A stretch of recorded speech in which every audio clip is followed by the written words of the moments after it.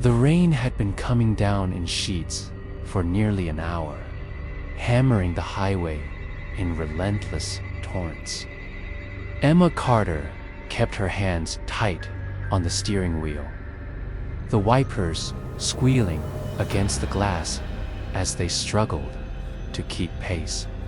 Little sedan rattled each time a gust of wind pushed against it, and her stomach twisted when the low fuel light glowed a sickly amber on her dashboard. She cursed under her breath, glancing at her phone's signal bar no reception. Just miles of empty two-lane road slicing through farmland and woods. A glowing sign appeared through the blur of rain ahead. Flickering neon letters buzzed faintly in the dark. Last stop, GAS, 10 miles. Relief washed over her chest, though it was laced with unease. Out here, 10 miles could feel like an eternity, but at least it was something. She pressed the accelerator, trying to ignore the uneasy silence of the landscape. No cars passed her, no lights in distant houses. Nothing but trees bending against the storm.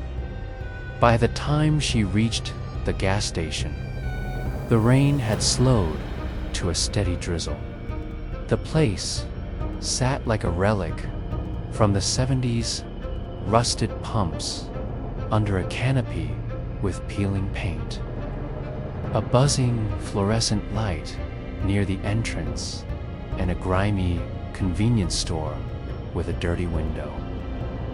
The neon sign sputtered, bathing the cracked pavement in intermittent red glow. Emma parked by the first pump and stepped out, hugging her jacket against the cold, damp air. The smell of wet asphalt mixed with something stronger, something metallic that clung to her nostrils like old pennies. Inside, the bell above the door gave a half-hearted jingle. The interior was lit by a few overhead fluorescents, their light a sickly yellow-green. Dusty aisles held canned goods, faded magazines, and cheap road snacks. The air was stale, thick with gasoline fumes and something sour, almost rotten. At the counter sat a man who looked as if he had been sitting there for decades. His skin was the color of wax paper, sagging against his bones, and his pale eyes followed her with unnerving stillness. "Pump 2, Ma said, trying to sound casual, but her voice cracked slightly. The man, his NAMA tag, read Gary didn't move for several seconds. Then his lips pulled into something between a smile and a grimace. Cash or card? His voice rasped like sandpaper on glass. Card. Haze. Hand extended slowly, almost reluctantly, to take it. His fingernails were dark, caked with something that didn't look like dirt. As he swiped the card, Emma's eyes drifted to the walls behind him. Dozens of photographs lined them, faded Polaroids and old printed pictures. Travelers, families, truck drivers, smiling faces frozen in time. None of them had names or dates written on them. The edges of some photos were smeared with what looked like reddish-brown stains. "Long night for driving," Gary said, handing the card back. His eyes didn't blink. "Storm makes people do strange things. Roads get tricky. People disappear." Emma forced a smile and nodded, eager to get out. "Yeah, well, just trying to get home." She left the counter quickly, shivering despite the heat inside. Something about those pictures gnawed at her. She filled her car, glancing over her shoulder as if someone was watching from the dark. Each shadow felt alive, stretching longer than they should have. When the tank clicked full, she hurried back inside to use the bathroom before heading out again. The hallway to the restroom was dim, a single flickering bulb overhead. As she opened the bathroom door, a rancid stench hit her. The tile floor was cracked, water dripping from a rusty pipe. In the sink lay something pale and limp. Emma leaned closer, her stomach twisting the severed hand of a man. Fingers curled, the skin gray and waxy.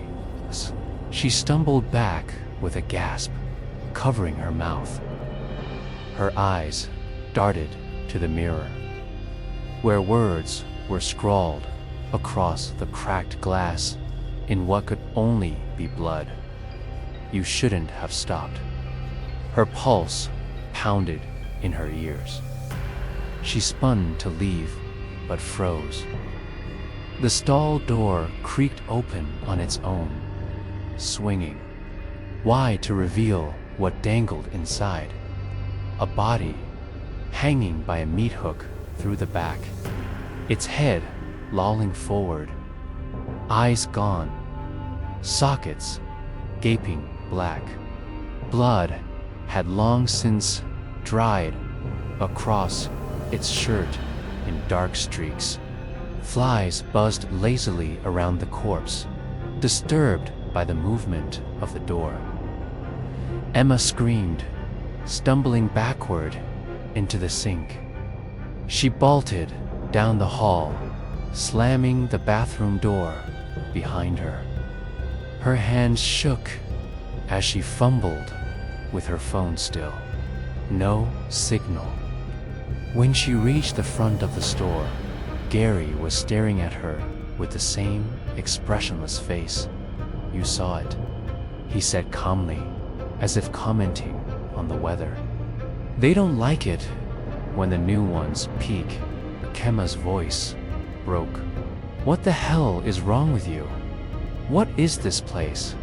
Gary tilted his head slowly. "You came here. That's all that matters now." The light suddenly cut out, plunging the store into darkness. The humming of the fluorescents died, replaced by a silence so heavy Emma thought she'd gone deaf. Then came the sound fingernails scratching against glass. She turned toward the windows and saw them. Figures, dozens of them. Against the glass, their faces pale and rotted, flesh sloughing off in strips. Hollow eye sockets leaked dark fluid. Their jaws moved like broken hinges, teeth clicking together in uneven patterns. Emma stumbled back, her breath catching. The window began to crack under the pressure. Gary's voice came from the dark, closer than before. "They always come. They want you now." You can't leave. Something slashed across her arm, sharp and hot. She screamed, clutching the wound. Blood seeping between her fingers. Gary stood inches away, a rusted hunting knife in his hand. His teeth bared in a grotesque grin. "Blood brings them faster," he whispered.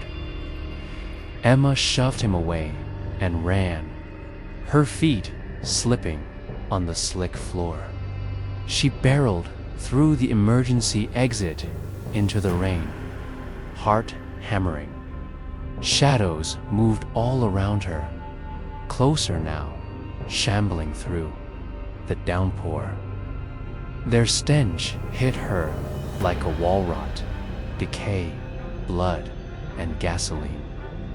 She sprinted to her car, nearly collapsing as she yanked the door open. But as she slid into the driver's seat, her stomach dropped. The passenger door was ajar, rain dripping onto the seat.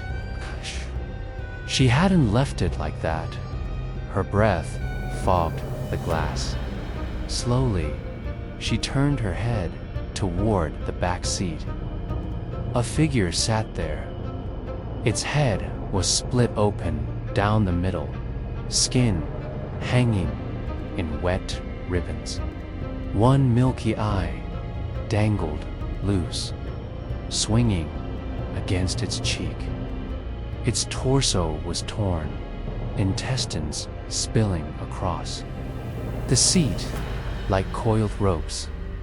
A guttural wheeze escaped its throat as it reached forward with skeletal fingers, wrapping them around Emma's shoulder. She screamed, twisting the key in the ignition. The engine roared to life on its own, headlights cutting through sheets of rain. The creature lunged, its jaw cracking open wider than humanly possible, teeth snapping inches from her neck. Blood spattered across the windshield as Emma thrashed, trying to push it back. The wipers smeared crimson across the glass. Outside, the figures had surrounded the car, pressing their rotten faces against the windows, hands slapping wetly on the glass. They moaned in unison, a sound that shook the marrow of her bones. Emma threw the car into gear and stomped the gas. Tires screeched, spraying water as the vehicle shot forward, plowing through two of the creatures with a sickening crunch. Their bodies burst apart under the impact, limbs scattering across the pavement. But the thing in the back seat was still there, clawing at her, blood soaking into her jacket. She swerved onto the highway, the road a blur beneath her headlights, her vision clouded with tears and blood loss. But she couldn't stop. She slammed her elbow back, striking the thing in the face. Bone cracked, and it let out a shriek like metal tearing. But when she looked in the rearview mirror, its mangled face was still smiling. Her strength began to fade.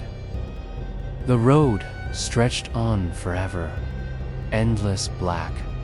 The creature leaned forward again, its jaw opening wider, and Emma's scream tore through the storm. Then silence. At the gas station, the rain slowed to a drizzle. Gary stepped out under the canopy, his knife still dripping.